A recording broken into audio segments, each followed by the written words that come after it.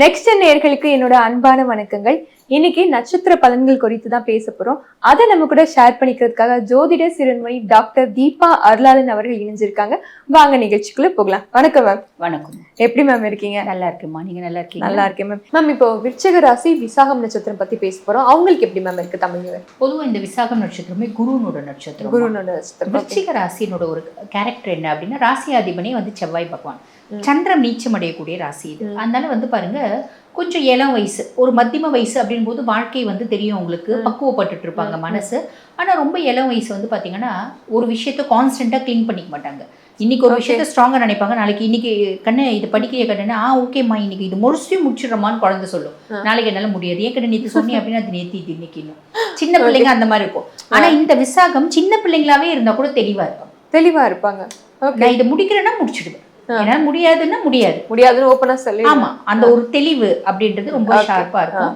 So இந்த விருச்சிகம் இப்போ எப்படி இருக்கு அப்படின்னா, விருச்சிகத்தை நீங்க கேட்டீங்கன்னா நாங்க எப்பயுமே நல்லா இல்லைங்க அப்படின்னு தான் சொல்லுவாங்க. நாங்க ரொம்ப நாளா நல்லா இல்லைங்க அப்படின்னு தான் சொல்லுவாங்க. ஆனா இந்த காலகட்டம் அப்படி இருக்காதுமா. ரீசன் என்ன அப்படின்னா, சனி பகவான் பஞ்சம சனியா இருக்காரு. இவங்களுக்கு என்னென்னலாம் பஞ்சம் அத்தனையும் போக்கக்கூடிய பொசிஷன்லேயே சனியே இருக்கு. ஒரு சேஞ்ச் ஓவர் கிடைக்கும். கண்டிப்பா நிறைய விருச்சிகத்துக்கு ரொம்ப இளம் வயசு பிள்ளைங்க லவ் பண்ணுவாங்க. சனி லவ் எல்லாம் சப்போர்ட் பண்ணுவாரா? கெடுக்க மாட்டார்.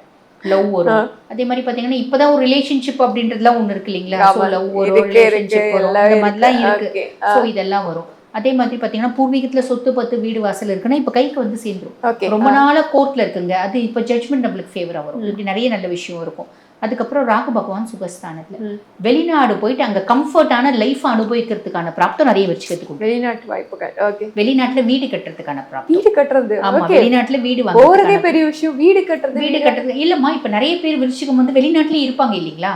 இது வரைக்கும் வீடு கட்டவே என்னால முடியலையே அப்படின்னு யோசிச்சுட்டு இருக்கவங்க நிறைய பேர் அங்க வீடு வாங்குறதுக்கான கட்டுறதுக்கான பிராப்தம். ஓகேங்களா?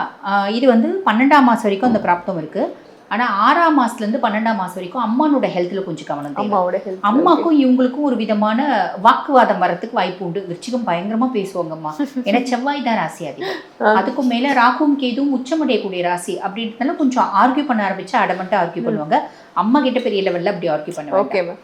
அதே மாதிரி கேத்து 10ஆம் பாவத்துல அப்படின் போது வெளிநாட்டுல தொழில் செய்யறதுக்கு, வெளிநாட்டுல வேலை செய்யறதுக்கான பிராப்தம்லாம் உண்டு. வேலை செய்யற இடத்துல சின்ன சின்ன கான்ஃபிடன்ஸ் வரும், அதை ஓவர்டேக் பண்ணிக்கினா போதும் அப்படின்னு சொல்லலாம். அதுக்கப்புறம் 6ஆம் மாசத்துக்கு மேல குரு பகவான் பாத்தீங்கன்னா பாக்கிய குருவா இருக்காரு.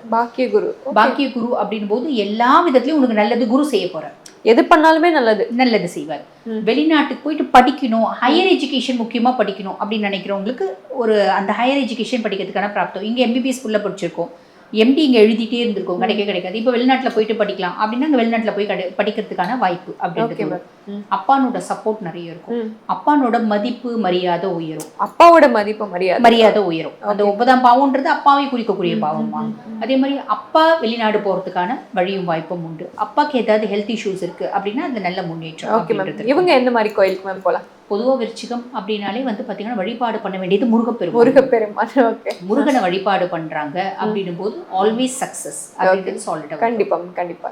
இவ்வளவு நேரம் நம்ம ஒவ்வொரு ராசிக்கும் ஒவ்வொரு நட்சத்திரத்துக்கும் பேஸ் பண்ணி சொன்னோம் இல்லைங்கம்மா. என்ன நம்ம சொன்னாலும் இது கோச்சார பலன் தான், புரியுதுங்களா? கோச்சார பலன் 100% ஒருத்தவங்களுக்கு ஒர்க் பண்ணுமா அப்படின்னா ஒர்க் பண்ணாதுமா. 50% தான் கோச்சார பலன், மீதி 50% நம்மளோட சுய ஜாதகம். இப்போ நிறைய பேர் என்ன சொல்லுவாங்க, மேடம் நீங்கள்லாம் ரிஷபம் எக்ஸ்ட்ராடினரியா இருக்குன்னு சொன்னீங்க, எங்களுக்கு ஒண்ணுமே நடக்கலையே அப்படிம்பாங்க. அதாவது ரிஷபம் கோச்சார பிரகாரம் எக்ஸ்ட்ராடினரியா இருக்கு, எல்லா பிளானட்ஸும் சூப்பரா இருக்குமா. ஆனா நிறைய பேர் பாத்தீங்கன்னா மத்தியம வயசு ரிஷபமா இருந்தா கூட இப்போ பாத்தீங்கன்னா குரு தசையில இருப்பாங்க. குரு பாத்தீங்கன்னா ரிஷபத்துக்கு 8 மற்றும் 11 அதிபன். அஷ்டமாதிபதியும் அவன் தான், லாபாதிபதியும் அவன் தான். உன்னை கெடுக்காம உன்னை முன்னேற்றவே மாட்டான். கண்டிப்பா நீ கெடுவ, ஏதோ ஒரு விதத்துல நீ அஃபெக்ட் ஆவ, நீ சஃபர் ஆவ அப்படின்னு சொல்லலாம். அதுக்கும் மேல இப்ப ரிஷபத்தை பேஸ் பண்ணி சொல்றேன்னு வச்சுக்கோங்களேன். அதுக்கும் மேல ரிஷபம் சூப்பரா இருக்கு, ஆனா உங்க சுய ஜாதகத்துல சனி தசையில இருப்பாங்க. சனி சுய ஜாதகத்துல எங்க இருக்கான் அப்படின்னா 7ல இருப்பான். 7ல இருப்பான்னா இந்த காலகட்டம் கணவன் மனைவிக்கு பெரிய சண்டை 2 பேரும் பிரியக்கூடிய சூழல் வரும். என்ன எல்லா ரிஷபம் சூப்பரா இருக்குன்னு ஒரு ஜோதிடர் இல்லாம சொல்றீங்க. நானும் என் கணவரும் பிரிஞ்சே போயிட்டோமே, நானும் என் கணவருக்கும் நடுவுல பாத்தீங்கன்னா பெரிய இடைவெளி வந்துருச்சு, பெரிய சொல்றதே நடக்கலையே. இந்த ஜோதிடர்கள் எல்லாம் வாய்க்கு வந்ததுலாம் சொல்றாங்க அப்படின்னு சொல்லுவாங்க. ஆனா அது உண்மை என்னன்னா, ரிஷபம் அப்படின்னா எத்தனையோ கோடி மக்கள் இருக்காங்க ரிஷபராசியில. இப்ப எல்லா ரிஷபத்துக்கும் இது நடக்குமா? சுய ஜாதகமும் ஒண்ணு. சுய ஜாதகத்துல என்ன தசை நடக்குது, தசநாதன் எந்த பாவத்துல இருக்கான், தசநாதன் நல்ல பாவத்துல இருக்கானா. பொதுவாகவே ஜோதிடத்துல ஒரு விதி உண்டு, தசநாதன் செய்யாததை புத்திநாதன் செய்யான், புத்திநாதன் செய்யாததை கோச்சாரன் செய்யான் அப்படிம்பாங்க. அப்ப தசநாதன் அங்க ப்ரையாரிட்டி. என்ன தசை நடக்குது, என்ன அந்தர் தசை நடக்குது, என்ன புத்தி நடக்குது. தசநாதன் சூப்பரா இருந்தா 100% நம்ம சொல்றது நடக்கும். தசநாதன் மட்டமா இருக்கான் அப்படின்னா நம்ம, அதாவது மட்டமா இருக்கான்ற சென்ஸ் நல்ல பொசிஷன்ல இல்ல, அதுக்கும் மேல அவருக்கு வீடு கொடுத்தவரும் நல்லா இல்ல, நட்சத்திர சாரம் வாங்குறவரும் நல்லா இல்ல, அதுக்கும் மேல பாபரோட பார்வையெல்லாம் இருக்கு அப்படின்னா நம்மள வச்சு செய்வான். இந்த நம்ம சொன்னக்கூடிய பலன் வந்து 50% தான் நடக்கும் அப்படின்னு சொல்லலாம். ஸோ சுய ஜாதகம் பிளேஸ் அ மேஜர் பார்ட் அப்படின்றத நம்ம ஞாபகம் வச்சுக்கணுமா. கண்டிப்பா. இவ்வளவு நேரம் பொறுமையா எங்களுக்காக அழகா பதில் சொன்னீங்க. நன்றி மேம். நன்றி.